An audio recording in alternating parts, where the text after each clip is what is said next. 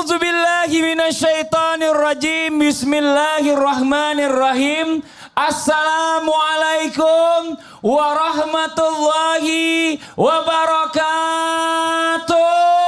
Waalaikumsalam warahmatullahi wabarakatuh. Jamaah. Yeah. Oh jamaah. Yeah.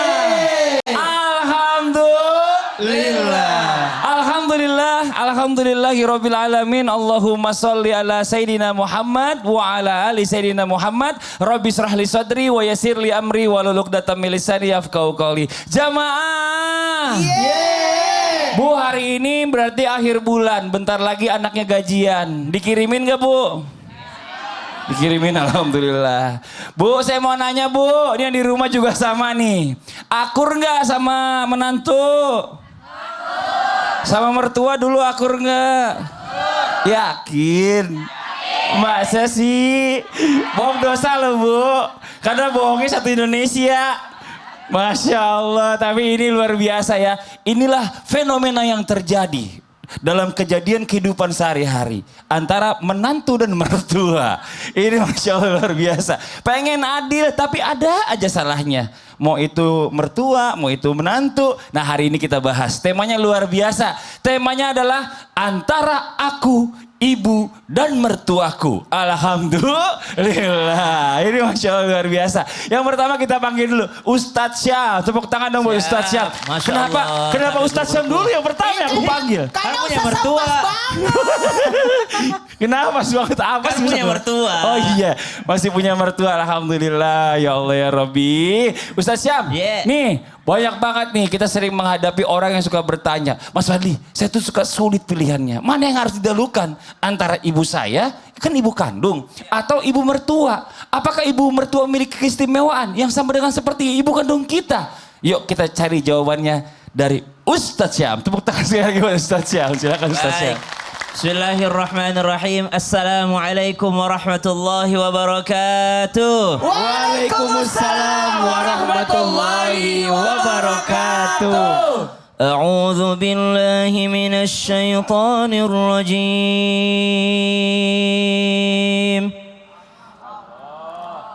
ووصينا الإنسان بوالديه حملته أمه وهنا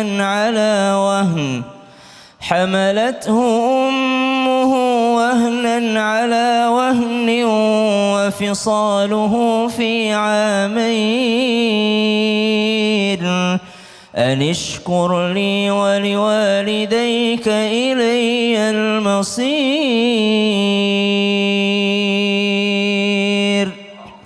Sadaqallahul azim. Allahumma arhamna bil Quran. Ibu-ibu, kita diminta untuk berbakti kepada seorang ibu karena dalam Al-Quran disebutkan mereka telah mengandung. Ibu-ibu ngandung gak? Mereka telah melahirkan. Mereka telah membesarkan. Pertanyaannya sekarang, ibu yang mana yang melahirkan? Ibu kandung atau ibu mertua? Ibu kandung. Ibu mana yang menyusui? Ibu kandung atau ibu mertua? Ibu kandung. Ibu mana yang membesarkan? Ibu kandung atau ibu mertua? Berarti kalau ditanya sama nggak ibu kandung dengan ibu mertua? Sama nggak? Oh, ibu ini nih. Ibu sama nggak? Sama. Sama Kenapa? ibu itu. Kan mertua ibunya suami. Oh, ibunya suami. Iya. Ya mengandung Berarti- suaminya. Mengandung suami ibu. Iya, mengandung. Subhanallah. Jadi bagi anak yang terutama adalah ibu kandungnya. Bagi anak itu. Kenapa? Karena beda memang derajatnya. Yang mengandung, melahirkan, menyusui itu memang berbeda. Ibu mertua adalah mereka yang melahirkan pasangan. Jamaah. Tapi kalau dikatakan adakah keistimewaannya ibu mertua? Ada. Kenapa? Dia yang melahirkan pasangan kita. Dia yang menyusukan pasangan kita. Dia yang membesarkan. Pas udah gede diambil sama lakinya. Diambil sama suaminya. Justru yang menikmati gajinya istrinya atau ibunya? istrinya yang menikmati gajinya. Maka dua-duanya punya keistimewaan yang berbeda, walaupun yang disebutkan dalam Al-Quran adalah ibu kandung. Kalau ditanyakan kembali, bagaimanakah yang manakah yang mesti didahulukan? Anak laki-laki tetap kepada ibu kandungnya. Anak perempuan ketika sudah menikah, maka pada saat itu diserahkan kepada suaminya. Apanya yang diserahkan? Bukan hanya baktinya, tapi tanggung jawab.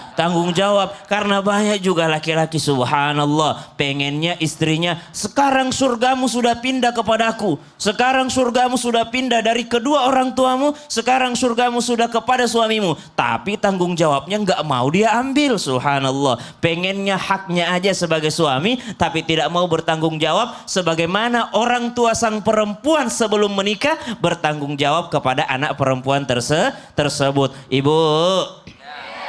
Ibu pelihara anak ayam sampai gede, atau anak kambing sampai gede, tiba-tiba diambil sama orang, kadang-kadang gak rela. Nah, ini ada dua orang tua yang memelihara anak manusia, anak gadisnya dia pelihara, setelah dewasa diambil sama suaminya, orang tua rela, subhanallah. Itulah ibu mertua. Maka dua-duanya punya keistimewaan yang berbeda, walaupun tidak boleh sama, walaupun tidak sama derajatnya. Karena dari ayat yang dibacakan yang disebutkan ibu kandung memiliki keistimewaan, yaitu melahirkan, menyusui, membesarkan anak-anaknya. Gitu, Masya Mas Allah. Fadli. Jadi kalau ditanya masalah spesialan mana, ya pasti udah melahirkan. Tapi dua-duanya tetap spesial di mata kita. Masya Allah, luar biasa. Terima kasih banyak Ustaz Syam. Jazakallah khairan kasihan. Tepuk tangan sekali lagi dong buat Ustaz Syam. Jamaah. Ibu punya cucu?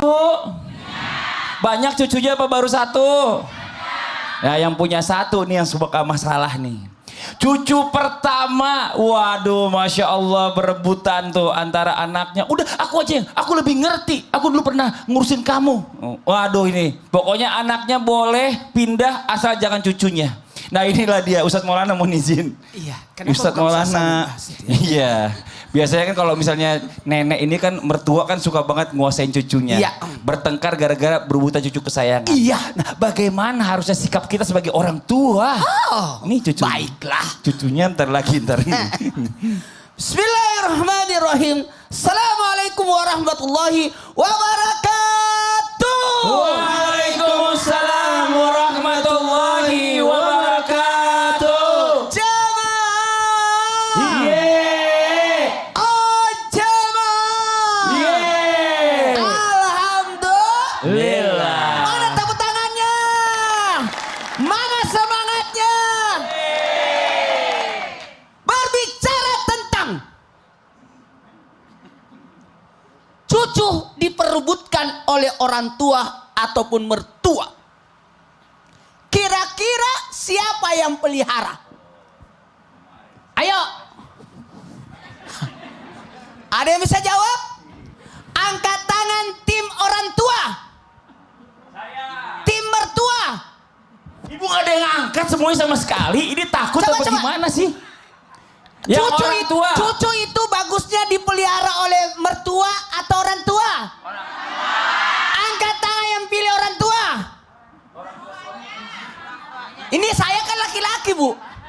Saya laki-laki berarti Orang tua suami. ya. Orang tua suami atau orang tua istri? Angkat tangannya orang tua suami. Orang tua istri. Karena yang saya tanya ibu-ibu. Iya. Maka yang angkat tangan pasti orang tuanya. Kalau begitu, ketahuilah yang di rumah. Jadi sebenarnya siapa yang bagus pelihara? Yang pertama harus kita lihat yang bisa memelihara, yang menyenangkan tapi tidak merepotkan. Ulangi, menyenangkan dan tidak merepotkan. Kalau orang tua sudah tua, disimpangi cucu cepat mati tuh. Mana mau digendong? Kasihan. Betul-betul? Ibu saya langsung berkata, saya sudah tua. Saya sudah melahirkan 13 anak. Saya kan tidak mau ada cucu tinggal di rumah. Saya sudah repot pelihara anak kamu semua. Nah mau lagi pelihara cucu. Itu ada orang tua bilang begitu. Jamaah. Ye. Kalau dia yang minta, kasih. Jangan kita yang kasih. Jamaah. Jangan kita yang kasih, tapi dia yang minta. Kalau orang tua yang minta, kasih. Karena dia butuh. Butuh ditemani.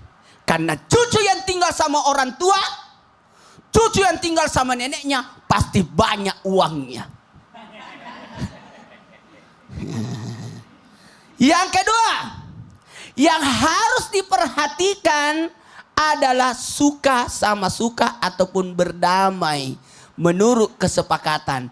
Dan jangan lupa ada satu lagi yang harus diperhatikan. Maaf, siapa yang cocok memelihara cucunya? Apakah orang tua suami atau orang tua istri? Yang cocok adalah yang mampu dan ahli. Ketika Rasulullah Sallallahu Alaihi Wasallam akan diserahkan dari kakek ke pamannya, di antara paman-pamannya Nabi duduk di hadapannya Abdul Muthalib ketika akan berpulang ke rahmatullah, maka Abdul Muthalib memilih Abu Thalib. Kenapa tidak pilih Abu Lahab? Kenapa Ustadz? Alasannya? Alasannya karena Abu Thalib banyak anaknya. Oh. Biasanya yang banyak anaknya pintar pelihara anak. Masya Allah. Berarti Ustadz Maulana juga pintar melihara anak bu. Ngurusin anak. Anaknya 4. Makasih banyak Ustadz Maulana. Karena waktu udah habis, tepuk tangan buat Ustadz Maulana. Masya Allah. Jazakallah khairan kasiran. Jamaah. Saya mau kasih kesempatan sama jamaah yang ada di studio. Mewakili jamaah yang ada di rumah untuk bertanya sama guru-guru kita. Kalau gitu kita masuk dulu yuk ke segmen Tanya Dong Ustadz. Kami semua tanya dong Ustadz. Boleh yang mau bertanya silakan angkat tangannya ayo. Mana sebentar. Oh yang sebelah sini dulu. Ya silakan ibu berdiri bu. Nah Masya Allah silakan. Assalamualaikum warahmatullahi wabarakatuh. Waalaikumsalam warahmatullahi wabarakatuh. Saya Desi dari Majelis Taklim Nur Hidayah Purwakarta. Purwakarta tepuk tangan dong bu. Masya Allah silakan Mbak Desi. Ustadz saya mau bertanya bagaimana jika mertua terlalu menuntut soal materi terhadap suami sedangkan ibu kandung tidak. Oh gitu. Mertua matre. Nggak begitu. Oh nggak gitu ya? Nggak gitu Masya Allah. Makasih banyak itu aja Bu Desi. Makasih tepuk tangan dong buat Ibu Desi. Ku melihat ada tenda. Silakan. Baik Masya Allah. Bismillahirrahmanirrahim. Assalamualaikum warahmatullahi wabarakatuh. Waalaikumsalam warahmatullahi wabarakatuh. Jamaah. Nah, kalau saya boleh panggil sedikit ya. Kalau saya panggil ibu jawab iya aa. Boleh ya? Ibu. Cocok ya? Hati-hati. Iya. Istri lagi nonton. Iya. Ustadz, bagaimana kalau ternyata mertua lebih menuntut banyak kepada suami kita? Betul?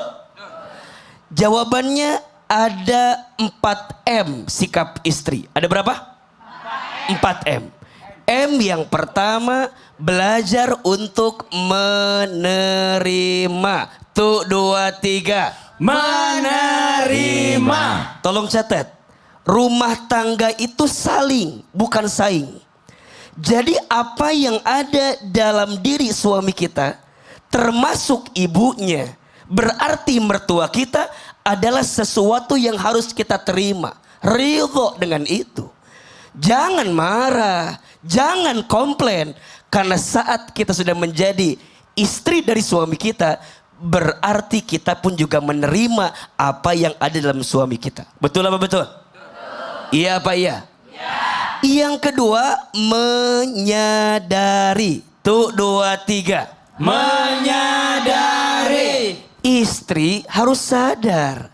Rasulullah Shallallahu Alaihi Wasallam bersabda, siapakah yang paling berhak bagi seorang wanita?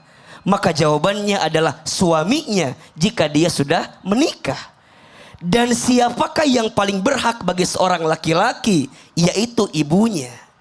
Maka yang namanya laki-laki ketika dia punya seorang ibu, apalagi ibunya membutuhkan, apalagi ibunya memang sangat memprihatinkan, artinya butuh materi daripada suami kita, jangan kemudian merasa cemburu dengan ibunya.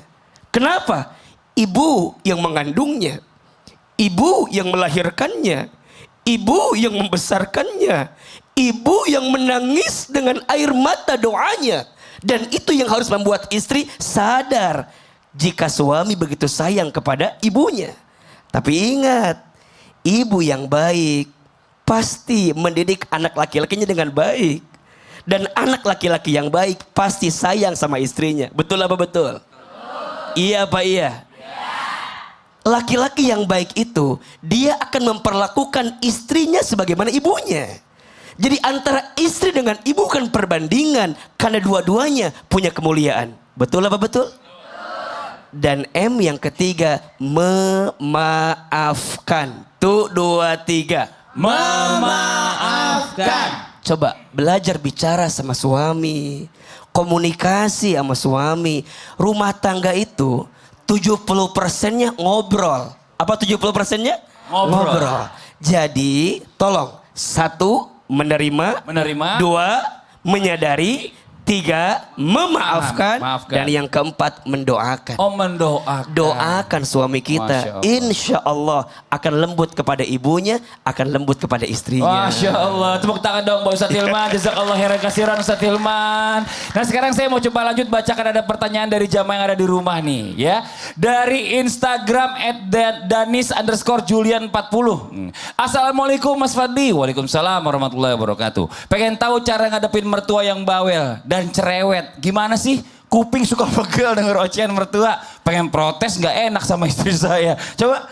Ya Allah ini dia nih mertua yang bawel. Kata jadi. Maka memang nih, dia tetap tomato aja setengah-tengah makin manok-noko. Nah sahabat mereka nih sedar pada anak-anaknya. Agak tomi nih ko isu-isu tomato. Ada translator bu? Dia tuh tomato aja lebih mega dapat hangin daripada anaknya. Saya ketomi umur unu. Gimana kalau kita infoin pakai bahasa Indonesia setelah satu ini yang di rumah. Jangan kemana-mana, tetap di Islam itu Indah. Zaman.